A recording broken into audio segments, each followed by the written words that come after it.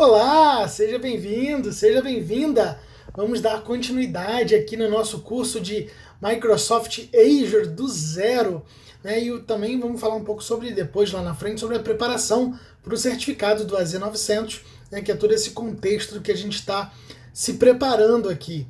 E agora a gente vai falar, né, sobre como é que a gente começa a dividir as nuvens, né? Como é que a gente distingue todos os tipos de nuvem que estão disponíveis no mercado, seja por qualquer provedor. Então, dependente da onde você vai comprar ou adquirir o seu serviço de nuvem, existem três modelos básicos de nuvem, né? E esses três modelos são a nuvem pública, a nuvem privada e a nuvem híbrida, né? Entre a pública e a privada, né? Metade de cada uma parte de cada uma ali. E é sobre isso que a gente vai falar em detalhes aqui. Como é que você armazena, o que você armazena, como você faz o armazenamento ou a criação da nuvem, né, o que você pode ou deve colocar na nuvem nesse momento da sua escolha, né? Como é que você chega a essa nuvem, como é que as pessoas, né, acessam as nuvens, né, cada uma dos três modelos. E também, né, isso depende do quanto da sua própria infraestrutura você deseja ou você precisa colocar na nuvem, né, de acordo com o seu modelo de negócio, o modelo de negócio da empresa, né, o modelo de negócio do cliente. E como a Microsoft Azure te entrega esses três modelos de nuvem. Então vamos ver um pouquinho de cada um deles aqui nessa aula sobre como distinguir os modelos de nuvem. Então vamos falar primeiramente sobre a nuvem pública, que é a mais comum, a mais conhecida no mercado. A nuvem pública ela é de propriedade do provedor de serviços de nuvem, né? Também é conhecido como um provedor de hospedagem. Para vocês terem uma ideia, a Útil Treinamentos, né, a empresa que eu tenho de treinamentos, ela está hospedada num provedor. Ou seja, ela está numa nuvem pública, onde todos têm acesso. Quando você digita lá www.util.com.br, você vai para uma nuvem pública, né? E ela fornece recursos e serviços para várias organizações e usuários que se conectam ao serviço de nuvem por meio de uma conexão de rede segura, né, que a gente conhece como HTTPS, né, que é o certificado SSL, né, para acessar geralmente a internet. E os modelos de nuvem pública têm algumas características, né? A primeira delas é a propriedade. A propriedade ela se refere a recursos de uma organização ou usuário final que pode utilizar desses recursos. Por exemplo, elas incluem características, né, que é a capacidade de armazenamento e de processamento. E os recursos eles não pertencem à organização, né, que está sendo utilizado, mas são de propriedade e são operados por terceiros, como o próprio provedor de serviços de nuvem. Eu vou dar um exemplo aqui para você, é a LocalWeb, por exemplo, que é uma empresa de hospedagem de sites. Uma outra característica são vários usuários finais, ou seja, os modelos de nuvem públicas, eles podem disponibilizar seus recursos para várias organizações, né? Uma outra característica são acessos públicos, né? O acesso público, que é um acesso que permite que o público acesse um serviço. Como eu disse aqui, né? Um acesso www, né? Um acesso web, é um acesso público. Outra característica é a disponibilidade. Uma nuvem pública é o modelo de implantação mais comum de nuvem, né? Devido à sua alta disponibilidade de acesso na internet. Outra é a conectividade, que são usuários e organizações que geralmente estão conectados à nuvem pública pela internet, usando o navegador web, né, o Firefox, ou a Internet Explorer, o Microsoft Edge. Então tem vários navegadores que podem ser utilizados para acessar uma nuvem pública. E as habilidades, que são características que não exigem conhecimento técnico profundo para configurar e usar esse tipo de recurso. Com uma nuvem pública, não há hardware local para gerenciar ou para manter atualizado. Tudo roda no hardware lá no provedor da nuvem. É ele que provisiona para você. A gente vai ver sobre provisionamento, né, na nuvem do Azure mais para frente. Né, eu vou fazer uma aula específica sobre isso. Mas quando você pede lá, eu vou dar o exemplo da LocalWeb porque eu uso. você fala assim, eu quero subir num site no provedor. Então ele vai lá, ele diz, olha, você quer uma máquina Windows ou uma máquina Linux? Você quer o PHP rodando na versão X ou Y? Você quer um banco de dados? Né, qual versão? Qual tamanho? Então você vai lá definindo. Né? A gente já está dando um spoilerzinho de como é a configuração no Microsoft Azure, mas é parecido com isso. Né? Em alguns casos, os usuários da nuvem eles podem economizar custos adicionais compartilhando recursos de computação com outros usuários. Então, por exemplo, o meu site está num servidor web compartilhado, ou seja, devem ter outros vários sites no mesmo servidor, o que diminui o custo e, obviamente, eu pago mais barato também. Um cenário de caso onde implementaram um aplicativo web ou um site de blogs em hardware e recursos pertinentes, né, para um provedor de nuvem, ele geralmente também é utilizado num provedor de nuvem pública. E o uso da nuvem pública nesse cenário, ele permite que os usuários de nuvem tenham o seu site, o seu blog, funcionando muito rapidamente. E em seguida eles se conectam, né, e se concentram em manter o site sem ter que se preocupar com comprar, gerenciar ou manter um hardware local. Então você não tem essa preocupação. Falando agora sobre nuvem privada, uma nuvem privada, ela é operada pela empresa, pela organização que usa os recursos dessa nuvem. Né? E elas criam um ambiente de nuvem em seu próprio data center e fornece, né, acessos a autoatendimento para computar recursos com os usuários dentro da organização. A empresa ela continua sendo o proprietário, né? A empresa ela é a dona e totalmente responsável pela operação dos serviços que ela está prestando nessa nuvem privada. E os modelos eles também têm algumas características bem peculiares da nuvem privada. A propriedade é do próprio usuário dos serviços de nuvem que está prestando esse serviço. O hardware, né, o proprietário do hardware, ele é totalmente responsável por comprar, manter e gerenciar o hardware dessa nuvem. Então, você aloca lá, você tem o seu espaço, o seu data center, e você compra hardware, compra o rack, faz a instalação e cuida da manutenção desse ambiente. Né? O ambiente comercial, também da nuvem privada, ele opera apenas dentro de uma organização e os recursos de computação da nuvem são usados exclusivamente por uma única empresa ou organização. A conectividade, né, a conexão com a nuvem privada geralmente é feita por uma rede privada que é altamente segura, né, o nível de segurança ele é diferenciado em relação à nuvem pública e ele não dá acesso a público para esse site. Então, imagina uma intranet de uma empresa onde filiais acessam a rede da empresa da sede, por exemplo, né, faz o que a gente chama de rede VPN, né, uma Virtual Private Network, né, para poder fazer acesso, enfim. Então ele não dá acesso público. E as habilidades aí requerem um conhecimento mais profundo técnico para configurar, para gerenciar e para manter esse ambiente de rede privada. Né? E num cenário, né, de caso de uso, né, de uma nuvem privada, seria quando uma organização tivesse dados que não podem ser colocados numa nuvem pública, talvez por razões legais ou comerciais ou estratégicas mesmo da empresa.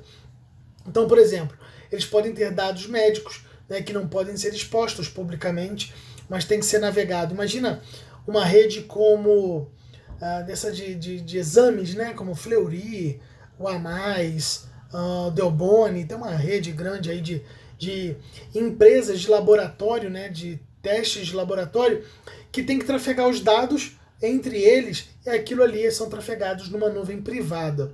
E a nuvem privada também pode fornecer funcionalidades de nuvem aos clientes externos. Né? Nesse caso, por exemplo, que eu dei do exemplo, você pode ter um usuário e senha que você acessa. Então, tá na internet, mas ele tem um acesso privado, né, geralmente com usuário e senha, né, ou com uso de recursos bem específicos. Maravilha? Vamos falar agora sobre o terceiro modelo, né, o terceiro modelo de nuvem, que é a nuvem híbrida. E o modelo de nuvem híbrida tem também as suas características. Né? O local de recurso, por exemplo, são recursos específicos que são executados ou são usados em uma nuvem pública e outros são executados ou são realizados numa nuvem privada. Então, o híbrido tem uma parte da nuvem pública e uma parte da nuvem privada. O custo e a eficiência são modelos de nuvem que permitem que a sua organização aproveite alguns dos benefícios de custo, eficiência e escala disponíveis para o modelo de nuvem pública. Por exemplo, pode ser, dependendo da estratégia da empresa, que ele use, por exemplo, essa rede de diagnósticos, de exames, utilize parte do seu negócio na nuvem pública para dar acesso aos clientes e parte também na nuvem privada, depende do modelo de negócio. O controle ele é feito pelas organizações que mantêm o controle do gerenciamento das nuvens privadas e ele tem habilidades específicas que são necessárias habilidades técnicas para cuidar das duas nuvens, tanto na pública quanto na privada, cada uma com as suas características e necessidades. Então, acho que ficou claro quando é que a gente usa uma nuvem pública, uma nuvem privada e uma nuvem híbrida. E eu queria falar com você agora sobre como a gente compara esses modelos de negócio, esses modelos de nuvem, e como é que a gente pode utilizar o melhor benefício de cada uma das três, em que momento. Então você deseja, por exemplo, fazer uma comparação completa dos modelos de nuvem para implementar na sua empresa. E com base em suas necessidades, você precisa apresentar para o seu chefe, para o board, para alguém da sua empresa, os três modelos para fazer uma comparação e definir quais são. Então, vamos comparar aqui as nuvens públicas versus as privadas versus as híbridas. Então, no caso da nuvem pública, esse é o modelo de implantação mais comum. A gente já falou sobre isso, e nesse caso você não possui hardware local para gerenciar ou manter a sua nuvem atualizada. Tudo é executado no hardware do seu provedor de nuvem, como eu disse lá no caso da Local Web. Em alguns casos, você pode economizar custos adicionais, compartilhando recursos de computação com outros usuários. Também, como eu disse, é o caso da Local Web, você usa um acesso compartilhado, um servidor compartilhado, que é o mesmo hardware virtual, mas que tem vários sites rodando ali. Então, isso diminui custo para eles e diminui, obviamente, o custo para a gente que vai comprar aquele serviço. Então, algumas vantagens desse modelo você não tem capex, você não precisa comprar um novo hardware para poder fazer um ganho de escala. Agilidade, porque os aplicativos podem ser acessados rapidamente e também desprovisionados sempre que for necessário. Então, aumentou o cliente, você aumenta o hardware, diminuiu o cliente, você diminui o hardware e paga menos por isso. É um modelo baseado no consumo, as organizações elas pagam apenas pelo que usam e pelo que operam, que é o modelo OPEX, que a gente falou também na aula passada. A manutenção, as empresas não têm responsabilidade pela manutenção ou pelas atualizações desse hardware, e habilidades que não são necessárias, habilidades técnicas para implementar, usar, para obter os benefícios de uma nuvem pública. As organizações, as empresas, elas podem aproveitar as habilidades e os conhecimentos do provedor da nuvem para garantir que a carga de trabalho, que a carga do ambiente, ela seja segura e altamente disponível para estar no ar. Quais são as desvantagens? Segurança, que pode haver requisitos de segurança específicos que não podem ser atendidos ou que não podem atender na nuvem pública, de repente por alguma necessidade sua específica. Conformidade, que pode haver políticas governamentais, padrões, como agora a LGPD, a Lei Geral de Proteção de Dados, ou requisitos legais que a nuvem pública pode não atender nas suas necessidades.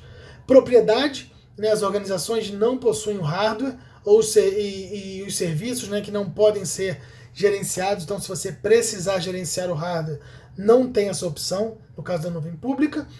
E os cenários específicos, se as organizações tiverem um requisito comercial exclusivo, como a necessidade de manter um aplicativo herdado, pode ser necessário atender esse requisito, e aí a nuvem pública pode não ser uma opção. No caso da nuvem privada, ela é uma nuvem que cria um ambiente próprio no seu data center, no seu próprio ambiente físico, e fornece ali um acesso de autoatendimento para calcular recursos para os usuários e para as empresas. Isso oferece uma simulação de uma nuvem pública para os seus usuários, mas você pode permanecer, né, completamente responsável pela compra e manutenção do hardware e dos serviços que você está hospedando na sua nuvem privada. Vantagens da nuvem privada: o controle, né? Você, como empresa, você tem total controle sobre os recursos que estão na sua nuvem privada, de hardware, switch, rack, energia elétrica, tudo está sob o seu controle. Segurança, né? As empresas têm total controle também sobre a segurança, o nível de segurança, tanto físico quanto lógico, desse ambiente de data center, né? Criando uma rede privada. A conformidade, aí sim, né? As organizações têm requisitos de segurança, conformidade, governança, compliance com algumas regulamentações, né, que são mais rígidas no mercado. Então você tem total conformidade, você pode estar em total conformidade. E cenários específicos, né? Se a sua empresa tiver um cenário muito específico, né, de um hardware legado, que é facilmente suportado pelo seu provedor de nuvem, que não é, né, suportado pelo seu provedor de nuvem pública, pode ser suportado pelo seu provedor de nuvem privada. Quais são as desvantagens de uma nuvem privada? Um CAPEX, né, um investimento de CAPEX inicial, ou seja, compra de equipamento. Agilidade, né, as nuvens privadas não são tão ágeis quanto as nuvens públicas, apesar de estar tudo sob o seu domínio, não é, porque você precisa comprar, configurar, então toda aquela infraestrutura você tem que colocar para funcionar, garantir que funcione, né? Eu dei um exemplo, se eu não me engano, por exemplo, imagina que você tem que botar no seu rack e tem que ter redundância de energia elétrica, você que tem que comprar rack com 2 barras de energia elétrica, ligar uma energia num rack, numa tomada, outra energia no outro, comprar um servidor de fonte redundante, uma para cada energia, enfim, tudo isso demora, né, para você planejar essa infraestrutura, implementar, testar, homologar e colocar no ar. Pública, você clica lá e já está lá. Manutenção, você tem que prestar essa manutenção, não tem jeito. E habilidade, aí você tem que ter funcionário, recurso técnico, gente especializada para poder cuidar da tua nuvem privada, né? Se você botou servidor Linux, tem que ter analista de suporte, de infraestrutura para Linux, para Windows, o que quer que seja, para data center, para banco de dados e tudo, certo? Vamos falar de nuvem, né? Os benefícios de uma nuvem híbrida. Uma nuvem híbrida, ela combina as duas nuvens, a privada e a pública, permitindo que você execute os seus aplicativos num local mais adequado, mais apropriado. Então, por exemplo, se você pode hospedar um site na nuvem pública e vinculá-lo a um banco de dados, por exemplo, altamente seguro, hospedado na sua nuvem privada dentro da sua empresa. Agora, a última comparação, né, a comparação falando sobre nuvens híbridas, né, que é um mix, né, uma mistura das nuvens públicas e privadas, onde você pode executar ou te permite executar parte do seu serviço na nuvem pública e parte do seu serviço na nuvem privada. Então, por exemplo, vamos supor que você tenha o seu site, né, o site da sua empresa, hospedado na nuvem pública para ter rápido acesso, você já sobe, já bota no ar, já está lá acessando, e de repente você bota o seu banco de dados, que é algo mais sensível, mais importante, mais delicado, você bota na sua nuvem privada, né, fazendo um acesso VPN ali entre as duas empresas, as duas redes, né, garantindo uma maior segurança. Aí você realmente tem que fazer tudo que a gente falou lá da nuvem privada, banco de dados, acesso, hardware, tudo aquilo, mas só para o seu banco de dados.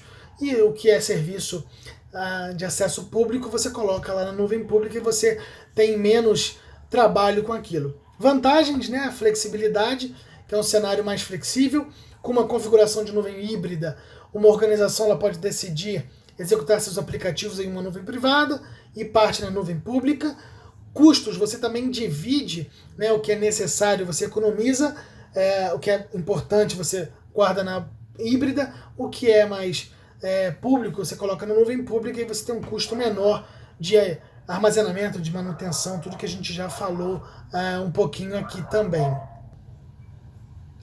Quanto ao controle, né, você pode acessar os recursos sobre os quais tem um controle total na nuvem privada, e aquilo que não é tão sensível na nuvem pública, você tem um controle mais limitado. Segurança, né, as organizações ainda podem acessar recursos pelos quais são responsáveis pela garantida segurança. Conformidade, você consegue, por exemplo, de acordo com alguma regulamentação, SOX, RIPA, se for empresa de médica, PCI para o varejo, você consegue garantir a conformidade, né, de acordo com os dados que você está armazenando, a própria LGPD agora, de acordo com o que você tem na nuvem pública e na nuvem privada. E cenários específicos, as empresas podem manter a capacidade de oferecer suporte a cenários específicos que não são facilmente suportados por um provedor de nuvem pública, como a execução de aplicativos herdados, né?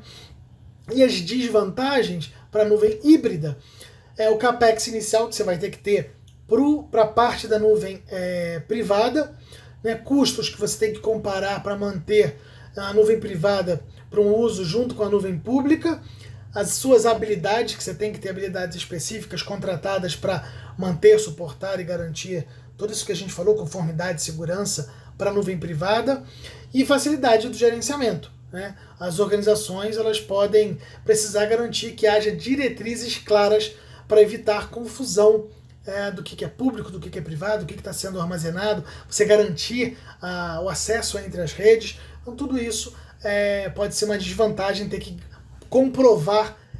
Muito bem, então falamos aqui sobre como é que a gente distingue, né, nuvem pública, privada e híbrida, suas vantagens e desvantagens. Muito obrigado por mais essa aula e eu vejo você na nossa próxima videoaula. Muito obrigado, até lá!